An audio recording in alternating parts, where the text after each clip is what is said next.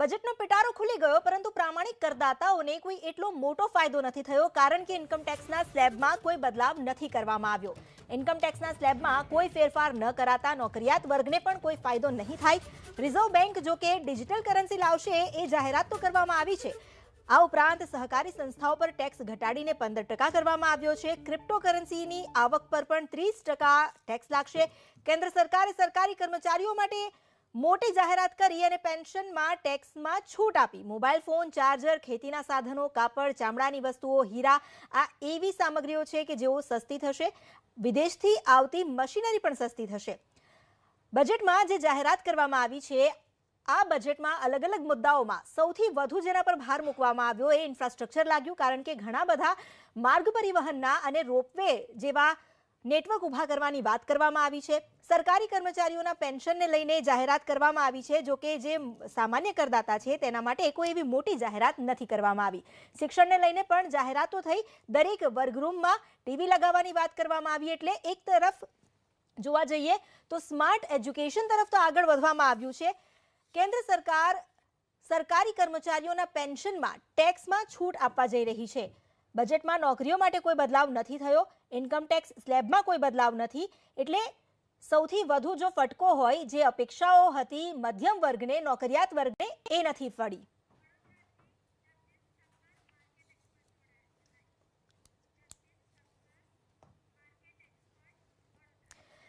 અમારી સાથે જગદીશભાઈ ઠક્કર જોડાઈ ગયા છે માર્કેટ એક્સપર્ટ વડોદરાથી. તેમની સાથે વાત કરીએ. જગદીશભાઈ, આપને આ બજેટ કેવું લાગી રહ્યું છે? શું ક્યાસ છે? વિકાસ કે અર્થતંત્રને આગળ વધારનારું, કે પછી જે રીતે નોકરિયાત વર્ગને અપેક્ષાઓ નથી પડી, તો આ બજેટ ઓવરઓલ કેવું? ઓવરઓલ બજેટ તો અપેક્ષા પ્રમાણે જ છે, અને ખાસ કરીને કે ઇન્કમટેક્સના સ્લેબ્સની અંદર કોઈ જાતનો ફેરફાર એમણે કર્યો નથી. મને પોતાને એવું અત્યારે લાગી રહ્યું છે કે જે એક બહુ કેપિટલ ગેઇન ટેક્સ માટે કદાચ એ કાઢી નાખે, અથવા તો સિક્યોરિટી ટ્રાન્ઝેક્શન ટેક્સ STTમાં કોઈ ફેરફાર કરે. એમાં કશું નથી. માત્ર જે લોંગ ટર્મ કેપિટલ ગેઇન પર સરચાર્જ જે લાગતો હતો, જે અલગ અલગ વેરિએશન્સમાં હતો, એને હવે મર્યાદિત કરીને 15% કર્યો છે, જે એક સ્તુત્ય પગલું છે. એ સિવાય જે કેપિટલ એક્સપેન્ડિચરનો આંકડો આ વખતે 2022-23માં છે, અત્યાર સુધીનો કયા હાઈએસ્ટ આંકડો ચોક્કસ કહી શકાય. આવકની બાબતમાં લગભગ 25 લાખ કરોડ જેટલી સામે 23 લાખ કરોડનું એ લોકો એસ્ટિમેટ છે, જે 2 લાખ કરોડથી ઓછું છે. પણ સામે જે કેપિટલ એક્સપેન્ડિચરનો જે આંકડો છે એમાં બિલકુલ યથાવત છે. અર્થાત કોઈને કોઈ જગ્યાએ આની સબસિડીમાં કે કોઈ કપાત કરી હશે એવી શક્યતા અત્યારે દેખાઈ રહી છે.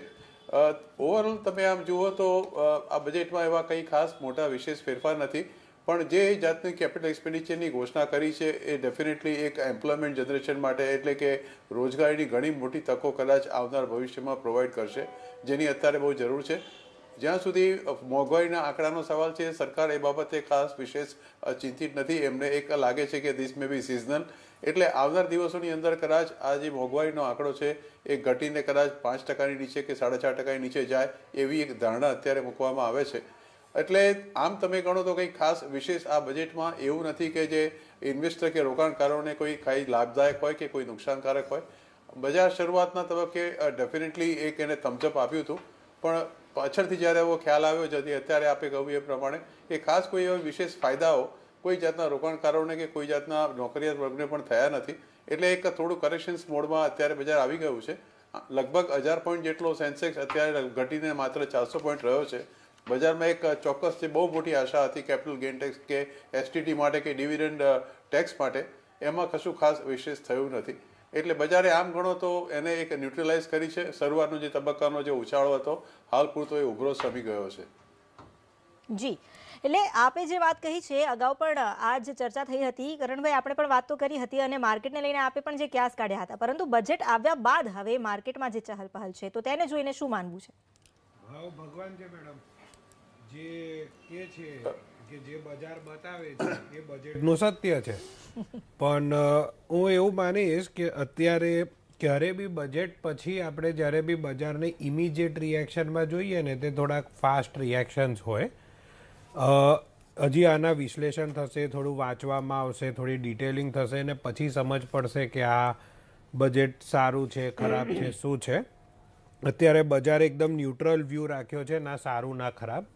અને નોટ દેટ આ વખતે થયું છે. હર વખતે જનરલી બજેટમાં હું છેલ્લા 20 વર્ષનો ડેટા બી જોતો હતો તો એવું જ થયું છે કે બજેટના ટાઈમે એક ઉછાળો આવે ને પછી માર્કેટ કન્સોલિડેટ કરી દે કે માર્કેટ બી પછી વેઇટ કરે કે ભાઈ શું થાય છે, એકવાર જોઈ સમજીને આગળના સ્ટેપ લઈએ. પણ ઓલ ટુગેધર મારા પ્રમાણે it's a very good budget, કોઈ પ્રોબ્લેમ નથી અને this budget will lead to growth.